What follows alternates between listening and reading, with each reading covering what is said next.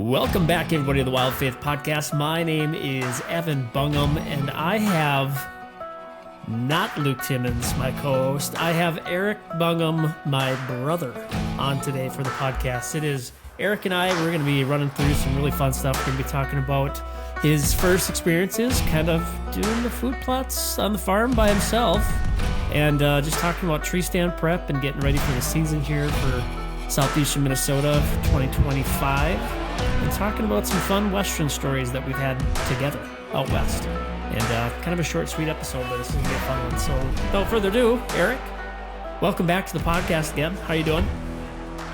Good, thank you. Fun to be here. Fun to be here. Yeah, welcome back. Yeah. How many have you been on now? Have you been on 3 or 4? I think 2 or 3. Two or three at least. Yep. Okay. Nice. Yeah, no, it's we were together in person, which would have been ideal to do this, but we tried to do too many things in one weekend, and we just kind of ran out of time. We did cram in a lot of stuff. Didn't really have time for a cast. We went fishing, we went golfing, we had a fun weekend building a play wall for my daughter for her 4th birthday. Did a little bit of everything. Uncle of the Year award for you. Oh yeah, always building stuff, but.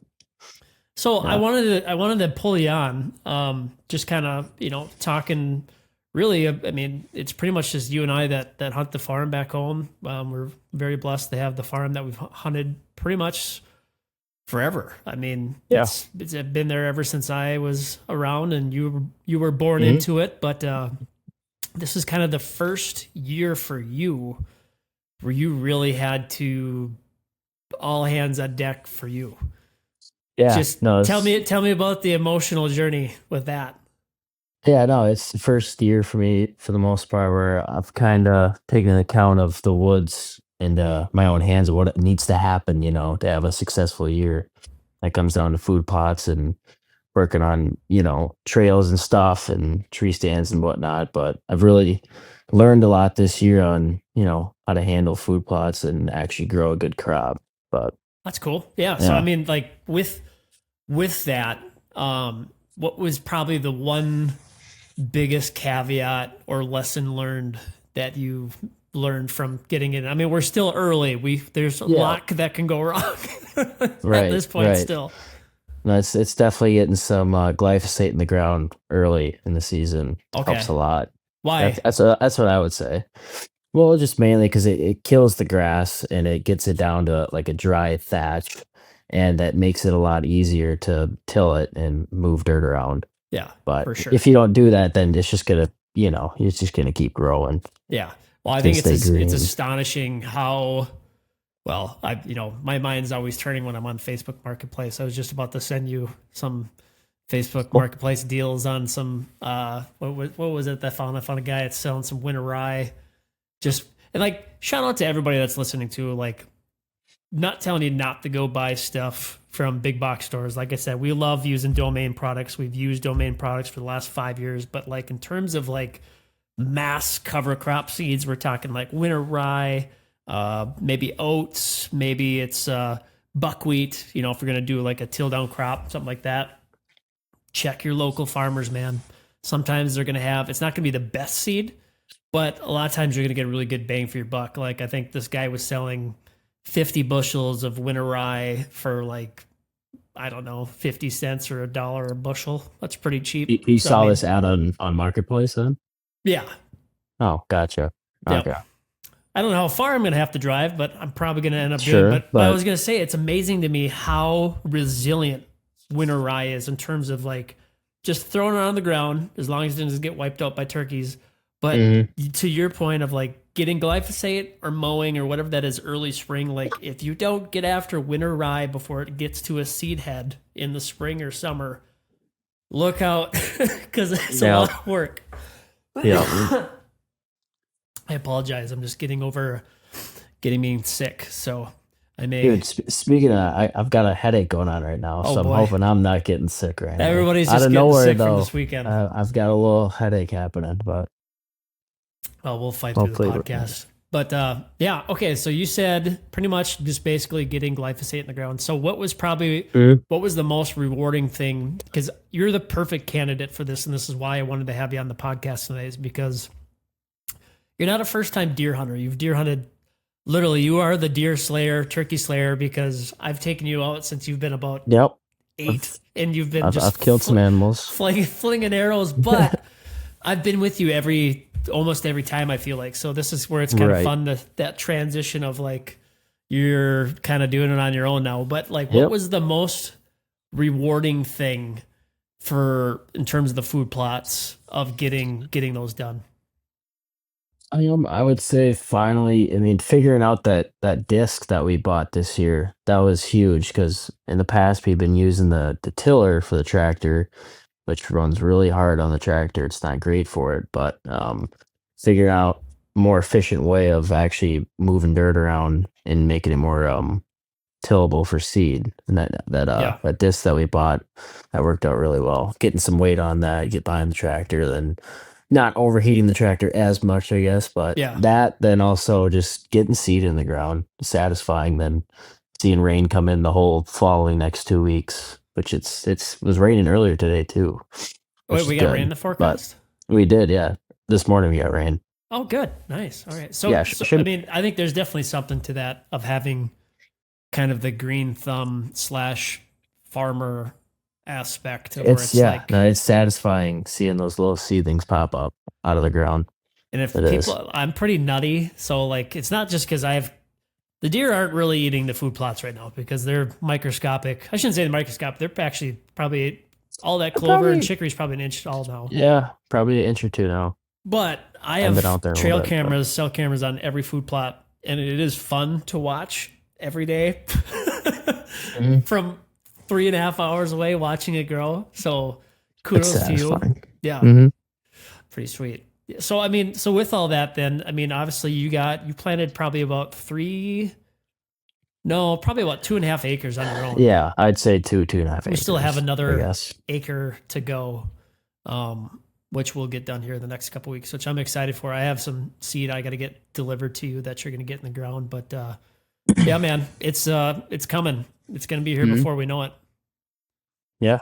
What are we planning on putting back in that deer shack food plot then? What are we thinking? So we are going to be putting in Hall Pass back there, which really for where we're at right now, it's August 19th. We're a little late on that. But that particular mix is, it's a combination of it's got some oats in there. It's got some soybeans hybrid. I believe they're hybrid soybeans. I'm not sure.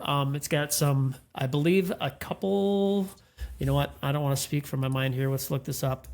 Hall Pass. I want to say it does have some tilled radish in it. Okay. What do we got? So, yep. All right. So we got Nebraska's. Oh, wait a minute. No, we're not. That's not Hall Pass. We're doing. Didn't I put Hall Pass in? We put Hall Pass behind the pond. So that's what I was thinking. So we are putting in the mother load. That's what it was. Okay, so yeah, that's what I thought. This one's a mixture of soybeans, peas, buckwheat, and yeah, that's it. So that's a really good combination because for where the specific food plot's going to be at for us.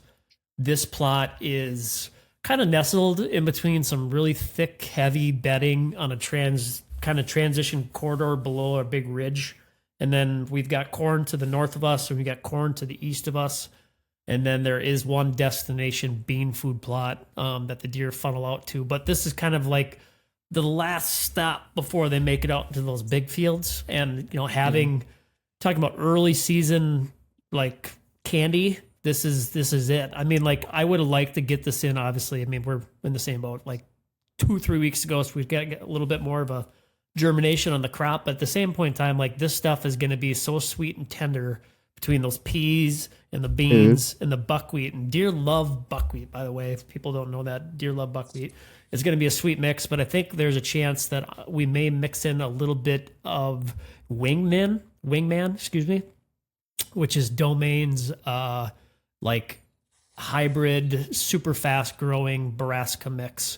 I don't know if it necessarily gets as big as some of those bulbs that we used to be able to get behind the pond, like planting like Big Sexy and Yeah. stuff like that. Mhm. But it's going Yeah, I to be a remember that. good substitute because this one's about almost a full acre. And I think what we have for the mother load would probably plant about 3/4 of an acre because we aren't directly seeding in the ground. We're just top seeding it. So Sure. yeah, should be good. I don't know. I'm excited. You did a good Mhm. job getting all the food plots in. And I mean, tree stands ready, rock and loaded. And you did a good job getting all the trails ready. Yeah, I mean, exciting news. We won't talk too much about it because if our neighbors are listening, that's great because I hope we're all on the same page of what we've got running around the neighborhood. But we do have a couple shooters this year, which is exciting. Yep. I haven't looked at the trail cam pictures as much as you, but seeing a few pop up on there that are, you know, good looking, good size, it's exciting for sure. So I mean, with that, I mean, the deer that we had running around last year. We had Babe, we had Babe, yep. Hightower, who, if he is alive, he's old if he is alive, but there's a chance that he is. Pretty impressive. I'm convinced that this Big Ten that showed up is Babe. It's kind of unfortunate that he doesn't have his split G2s, but it could be a different deer. We're right in that sweet spot right now where all the mature deer in our area show up to the farm probably within these next 2 weeks. And I don't know, it'll be interesting to see because he was with two other bucks that we have not seen yet either. Two young ones, nice 3.5-year-olds. Mhm. But yeah, it's gonna be exciting, man. I'm pumped. And do you have like just lay out for me like what are your goals for this fall? Goals this fall is to smack a doe at some point, then get a chance at maybe, shoot one of the big bucks running around. But um you Like can cut that few. I like don't know. do you want to whack a Kill a doe? deer. Do you want to kill a doe like during doe fest and like fill? Because here's the interesting thing that we And still have for our zone. So if anybody knows 655 zone, our zone changed a little bit this year. We are still allotted 3 buck tags, so you can still kill a bow buck, a shotgun buck, and a muzzleloader buck, but you only get 3 tags. So push come to shove, are you shooting 2 does and a buck? Or are you shooting a doe and 2 bucks if the opportunity presents itself? Or what's your plan? Are you going all bow? Or are you going to go? You want to get one with a shotgun with muzzleloader too? I want to get one with a bow and muzzleloader. I mean, that's the main goal. But I haven't shot a solid size buck in a while with my bow. I guess I really haven't yet. I mean, my first buck was 120, 125, if that even. I can't remember exactly, but yeah, no, to get a big buck down with my bow would be satisfying for sure. I'll never forget. I mean, tell me a little bit about that hunt because I don't think we've ever talked about it. Oh yeah. When was that? I mean, was that early season? Was that like early to mid bow season, right? Around there? We were it was about And October 15th, yeah, 16th. okay. Around there. But yeah, no, it was like, I don't know, around 3 or 4 o'clock, and I just got done golfing at the Ocho. Oaks with Did we some name him? buddies. What did we name that deer? 8 ball, 8 ball. right? That's right. Yep. 8 ball. Yeah. But I just got done golfing at the Oaks, my buddies, and I got home and I was like, screw it, I'm just gonna go out and sit Keep in in mind, the Luke and I food were already plot. in a tree stand. We watched Erik Yeah. walk to his stand. I was just like, yeah, why not? Let's just walk in there. Sat down the blind, and within, I don't know, 10, 15 minutes, there would crunch, crunch, crunch. And at the time, I was always wanting to shoot a deer with my little tripod set up with my phone, so I can record the hunts. And I was messing around getting that set up, and I heard something walking in. Got that set up really quick, then came walking in at, I mean, 4 or 5 yards right in front of me, and he just got out of frame after I had shot him. But yeah, no, that was a heart throbbing moment right there. And he ran, I don't know, 50, 60 yards around there. Then we all met up and tracked him down. But Talk I was about pumped. buck fever. I'll never forget that phone call from you. Oh yeah, I was pumped. I'm sitting in a tree stand and get the phone call. I'm like, there's no way because it's like you're just like, I think of all the hunts that we had with dad and stuff. Dad only called us if something happened, and same thing with you. It's kind of ingrained in us where it's just like, you might send a couple texts here and there, but it's like if you're getting a phone call, it's like something happened. Right. And our woods isn't crazy big. I mean, it's 48 acres conjoined with some other stuff, but it's I remember you walking out, and yeah, it was like literally 30 minutes into the hunt. All of a sudden, my phone's buzzing. I'm like, what? Like, did you forget something? Something happened? And you talk about buck fever, man, which I was so excited for you because you're so deserving of this moment because you've shot in multiple big bucks and just we have not found them. Yeah. But you Terrible were luck with that, but convinced that I can't remember. You thought you oh shot it into the yeah. shoulder or Yeah. something. Because You're just I like, thought my broadhead didn't expand, so I yeah. thought that it like nothing happened or something. I was And like, we're just like, it well, bounced off we'll him. give it some. Yeah, that's what you said. It bounced off him, which I've seen happen before. And I'm like, Right. I couldn't okay, believe that. well, we got to give it some time. And we went in and we looked at first blood, and it was too good. And we're like, Right. did No, did this it definitely really penetrated him. bounce off him? Really? So come to find out, you heart punched this deer, blew right through him. Yeah, no, deer he's done. deer went like maybe 55 yards. He managed to cross the creek, which I give him He credit, did. Yep. but died in a pretty gnarly spot. And yeah, man, it was that'll be the cover photo of this episode. But it was a sweet, super Yep. cool hunt. Well deserving because I think after that, Cole killed moose. I think That same year. 2 weeks later. Yeah. Hmm. Yep. But this is where it's fun of, how crop rotations work. And this year should be really, really good. Talking about like getting that food plot in down by the deer shack, like that is a crucial food plot to this year with the crop rotation that we have because you talk about having a farm, it's taken time for us to get the farm where we want it to be, but where you create really good access and really good stand locations to where it's a pinnacle for your hunt is because you literally got in maybe an hour before last light, snuck into that blind, didn't make a sound, Yeah. and within 30 minutes you killed a buck. Mm. I mean, that deer probably was bedding within 65 to 100 yards of where you were at, which is Right. crazy. That to was think. just a miracle. I didn't spook him coming in Did you see any other wherever he deer in was that hunt? sitting. Yeah, he came with one other smaller buck. He actually the smaller buck walked in front of me before he did. But just yeah, it's kind of odd how that hunt worked out. Nice. But that's Nice. cool. Well, it's exciting. Yeah. I mean, this is, it's going to be a fun fall. I think it's going to be I'll be very curious to see what shows up in the next 2 to 3 weeks for sure on the farm because usually how our rotation of bucks works is we'll have one or two mature like shooters that'll live on the farm, and then we'll have our doe family groups that usually are kind of locate closer to the majority of like the bigger food plots that we have and some of the kill plots we have. But then it's only 48 acres. There really isn't too much room for more than that. And then we have a couple within our section we can house probably another 5 or 6 different bucks. But it should be good. I don't know. I'm excited for Doe Fest is gonna be really fun. Last year, I think Luke was the only one that shot a doe. I Yeah, think. Yeah. I didn't shoot one. No. Yeah, it was just Luke, I think. So Doe Fest will be really fun this year again. Nah, And then church field, but yeah. we'll have you're gonna have prime time access, man. Hmm. I'm gonna smack one for sure. It's gotta happen. Well, with that, I do want to talk about one more story, and I know this is a year that I decided to take off from going out west, and I know you did the same thing, which is fine. And I think Luke is potentially maybe not going to go out west. We'll see what he decides to do. Well, it sounds like his waterfall season's kind of getting filled up now, which is good. But Really? tell me about your buck because I don't think we ever talked about this. Tell me about your buck from 20. What was this? You've been your first mule deer. So that was 2023. When was this? 2023. 2023. Yeah. Trying to think. What day was that? That was the second to last day of the hunt. Not the second to last day. Mm-hmm. Oh yeah. So yeah, that's why I shot that buck too.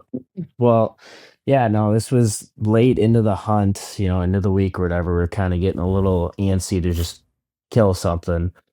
And we set up on we were on East River, correct? Yep. Yeah, we were looking over West River and we split up. I went one way. I think I went down the south side, you went down the north side. Then um I had set up on the top of this little peninsula and I was looking down, spotted three smaller bucks. I thought, why not? Let's try and make a play on these guys. And started Keep working with my and you've never done spot and stock hunting before this, correct? no, this is my first time out west or ever hunting Outside of deer on the ground, the really. couple does that you've killed from the ground. That's true. But that just kind of sat there and waited for him. But this was just total like Navy SEAL ambush, and it was it was so much fun. But they were maybe, I don't know, 200 yards out when I first started, and I got myself down low enough where they couldn't see me. And I was kind of crouch running to get closer, and I got within maybe 150, 100, and then from there on, it was basically just straight army crawling through just the thickest crap you can imagine. And they were up elevated maybe 40, 50 yards higher than me, and it was basically just a slow belly crawl to get up to them. And I got within maybe, I don't know, 90 yards ish. And I spotted them. And I thought I can get a little closer in this. And I got within around, I think, 70. I had them spotted. And I thought if I get any closer in this, then they're going to spot me. And prior to the trip, we had shot out to 60, 70, 80 yards. Mhm. Not a ton, but we've still practiced that. It could be Yeah. a reasonable shot. And yeah, I drew back at 70, maybe 75-ish. Shot missed. It was low. Then they all ran back maybe another 5 yards, and I was able to get drawn back another arrow and somehow just center punched this deer at like 78, 75 yards around there. Unreal. Yeah, I was in But such I don't think it was that far. disbelief. I think it was 70 if I remember. But yeah, no, anyways, it's just unreal moment. It was crazy. Could not believe it. It just center punched him. So, and Just clipped along. that hunt was no, you double lunged them, which was the craziest thing because I just remember I was in such. I think we've talked about it on the podcast before, but like that hunt for me, I was in a different place. It was not a good trip for me. I mean, it was a blast for a trip. No, I mean, the hunting experience for me was really bad because my bow was all out of whack and it was disaster status. But I was so pumped for you because, after that happened, I was in disbelief that you shot one because well, not only that, you forgot. Right, I called you up. You lost your pack. I was going to say, yeah, I called you up and realized that, yeah, I don't have my pack. And that has my license. So Yeah. that's what made it interesting too. But we found your pack, found your license, got the deer, you packed that deer out, and now you've done the trip twice. We didn't do it this year, but I just wanted to, so just with 2 years of experience out west now, and this is kind of another reason which is fun to have you on, because you're not necessarily a greenhorn anymore because you've killed 2 bucks out west, but you are still. I mean, you're 2 for 2 for 2 years. So that's pretty good. Mm-hmm. But what are some things that you've learned in those 2 years now that, coming into it, you would have, it was a blank slate. You had no idea outside of information that I've tried to just unload onto you because you can only take in so much before it's like your natural instinct needs to kick in. Experience it yourself. Yeah. Mm-hmm. Really, I guess the deer are a lot smarter than you think, and your movements, you have to be a lot slower than you'd think. Because just for me growing up, I get antsy when I'm hunting, so I move around a lot, and I like to get from point A to point B kind of quick. And then you just can't do that. They're gonna pick up on your scent. They're gonna pick up on seeing you moving. And that's one thing I've really learned that comes into hunting a lot. Is just your scent and how it actually moves throughout the prairie and the fingers and where to really try and target a deer and get a good access point without getting picked off from your scent. But yeah, no, it's all senses all the ways, can't take for granted. They're really smart animals. For sure. So that's kind of brings me to my next point. So, talking about, we're talking Western mule deer hunt now and stuff like that. Transitioning that to the whitetail woods though. Because like I said before, you've killed a couple whitetails from the ground now. Is this inspired you in any way, shape, or form now? Some of the new Western tactics that you've learned to like incorporate these into your whitetail hunting style It now? has. It has in like a bad, good way. Because like sometimes I want to just crawl down from my stand and just kind of do a little mule hunting action, which I have before. I've done that once or twice, and I've killed two does doing that, trying Yeah. to spot and Well, stock and like creep up. tell me about that. I mean, like, what's your thought process going into that? Well, I mean, if you have an idea of where some deer are and you can get to that point and look at that area and not get picked off, like you can't get picked off, then well, what do you have to lose? If you're kind of sitting and you're not hearing, seeing nothing, you kind of get that feeling in your gut that I think there's some deer over here. And if you check it out and sure shit, there's some deer, and if you know you can make a play without getting picked off, I think it's worth it as long as you can get Yeah. a safe shot off. What are some things that you're taking But into like account before you like get boots on the ground? Because it's like turkey hunting. I feel like it's like that moment of where it's like, okay, well, it's a gut I've feeling.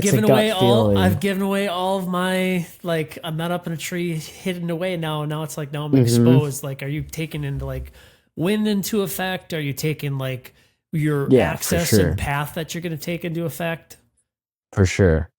Definitely thinking about wind and scent and how that plays a role, and just being quiet and moving really slow. That's one thing I've learned hunt muleys is you just got to be slow until there's a point where you have good distance on the animal and you can make some ground and even jog or run sometimes when that's necessary. But yeah, just slowly working your way to the where you want to get to make a play on that animal. Well, now that you've shot my my recurve, I'll have to buy you one for your birthday so you can just spot stock on the ground with the trap bow. Yes, yes. No, I shot that thing 2 or 3 arrows, and yeah, that thing's fun. That is a fun weapon to shoot. I'll do I it. like that. I'll buy you a recurve. Either that or a longbow. Oh, I really want a longbow. It's just even like with my Satori behind me, it's almost too long of where it's like sometimes like in a blind or even yeah, it in a just tree kinda gets in stands the way. gets in the way a little bit. Yeah. Like I wouldn't mind having a shorter limbs just from a hunting perspective, but from Mhm. just stability and like forgiveness wise, I feel like that setup's pretty dialed. Yeah. That's a really fun goal, though. I'd like to do something like that at some point. That'd be fun. Practice. I Yep. mean, that's one thing That's too. another thing is shooting your bow, practicing. That's huge. So we've kind of gone through and we've talked a little bit about everything now. Now we're coming into the 2025 season, which is super exciting.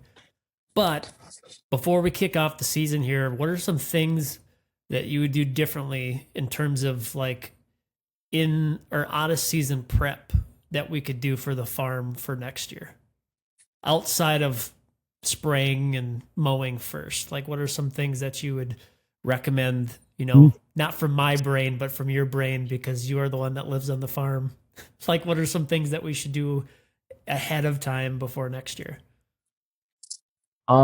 Honestly, I mean, are you talking like just in regards to food plots in a Everything, man. sense? Anything. Tree stands, food plots. It could be Sure. just I mean, gear prep, getting the shed dialed I would in. say making sure our machines are running good, like the tractor and our redneck golf cart, I did break the making golf sh cart.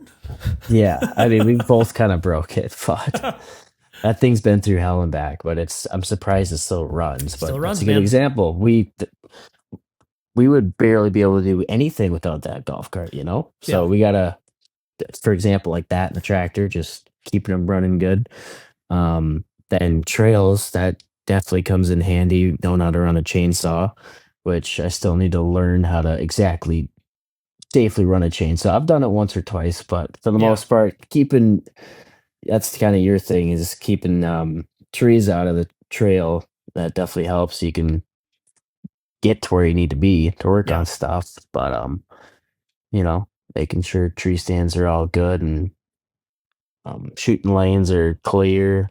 Um, and also just staying accurate and shooting your bow year round. I think that's really important. Heck yeah, man. Staying deadly. Well, cool. Well, Erik, I just want to tell you thanks so much for hopping on again. I'm excited to have our in-person Doe Fest episode coming up here in the next, how far are we out? We 4 weeks out. Let's see, the date's the 19th.